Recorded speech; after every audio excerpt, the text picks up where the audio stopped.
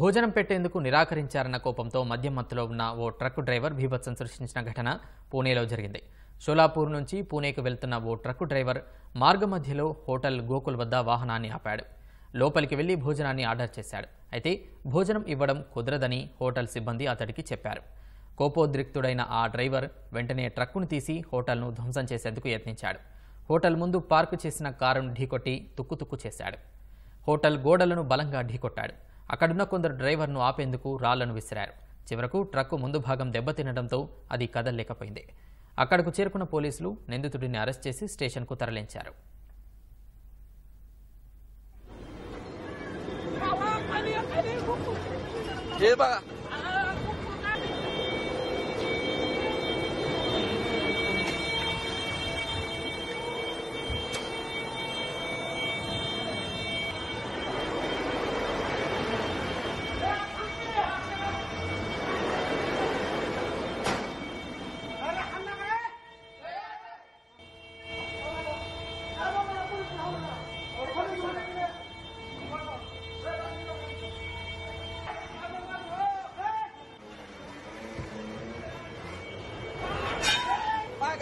मागे